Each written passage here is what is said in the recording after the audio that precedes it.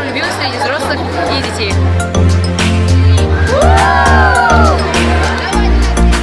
Наша команда будут готовить торт, и нас будут оценивать жюри. И все это делали мы сами.